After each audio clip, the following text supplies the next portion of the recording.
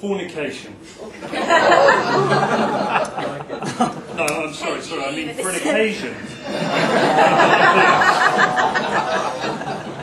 It's all too easy for the best man to exact some sort of revenge. Especially having had the groom as his best man in the past. My name is Gaz Hughes, and I'm very proud to say, very proud to be the best man today. I actually feel quite emotional with the German speech. Ladies and gentlemen, all I can say to you is that I'll do my best to give Jeremy the most uncomfortable 5 minutes of his life.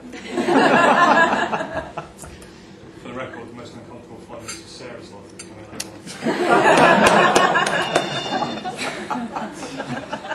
Sarah, you look absolutely breathtaking. It's easy to see why Jeremy's so besotted with you. And Jeremy, equally, you must feel like the luckiest man alive today.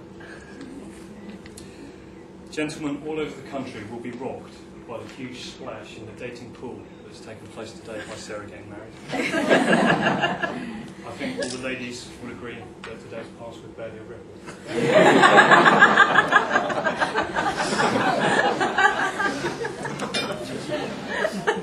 I've known Germany's parents since I was about 13 years old. I don't really remember what it was that first drew us together as friends. I remember that Margaret and David used to open up their house to us. They had a mansion house. I remember that they had a swimming pool, a big diving board. Margaret used to make fantastic feasts, and David would drive us huge distances across the country to drive us to concerts. Now, I can't remember what first drew us together. We became first friends. Now, I'll have to read this bit. I want to say something about Jeremy's dad, David. It's difficult to find the right words. I know that I won't ever forget him, and I know that Jem would always make him proud, especially today.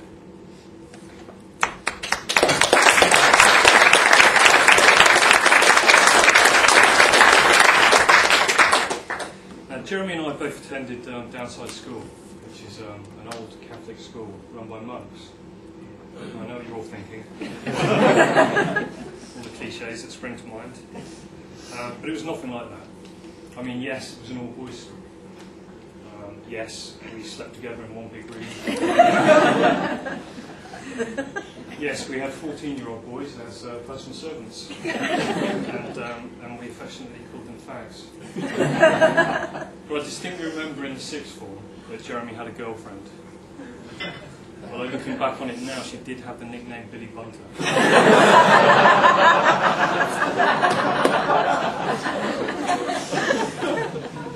I remember our first cars. Jeremy had a white Ford Escort with fake bullet hole stickers on it.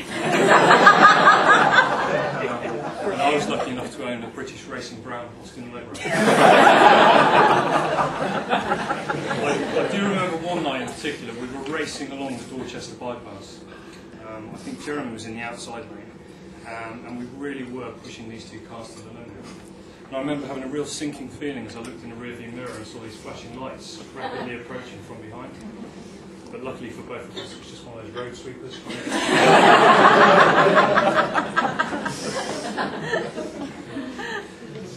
In October last year, my wife and I and my little boy, we emigrated to Australia. It didn't work. You never could take a hint, and here I am.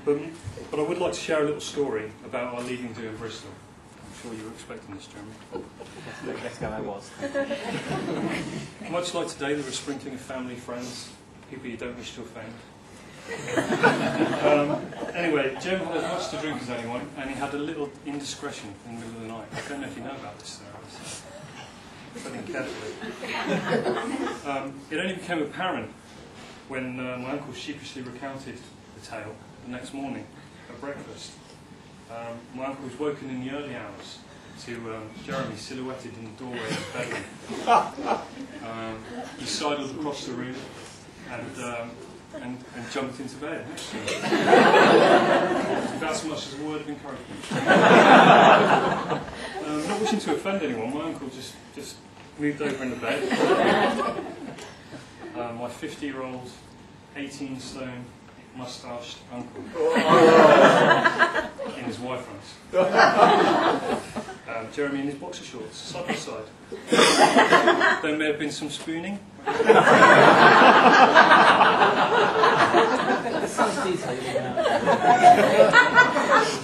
At some point during the night, Jeremy must have realised this mistake because he wasn't there in the morning. But anyways, even though it's taken a while, my uncle does send his best wishes to you. And he adds, he'll never forget you.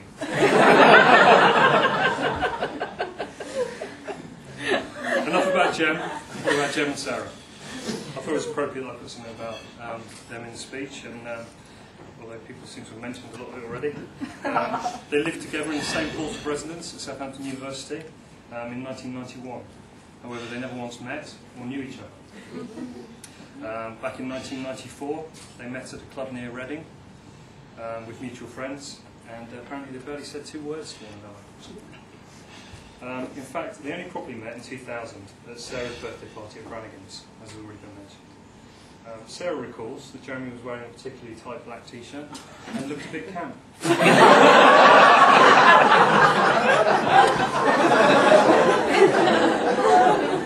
He showed off his dancing ability. Anyone who knows Jeremy will know about his dancing ability. This basically consists of jumping up and down on one spot while flailing his arms around a bit like this.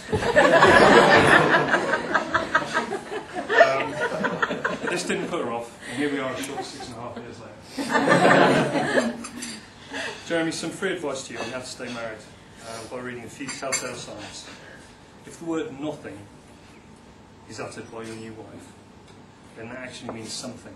And you should be aware the situation may be deteriorating. The statement, go ahead, seemingly means that at some point in the future you're in trouble. And the word fine is the word that wives use to end arguments when they think they are right and you should shut up. On the word fine, never ever use the word fine to describe how your new wife looks, because that will cause you to have one of those previously mentioned arguments.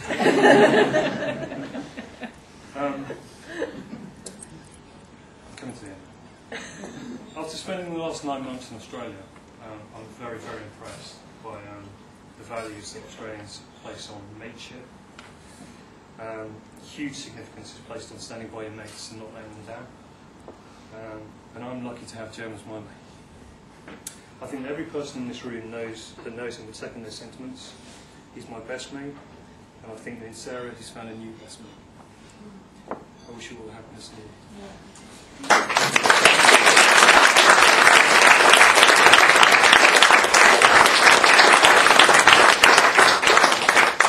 please join me in a toast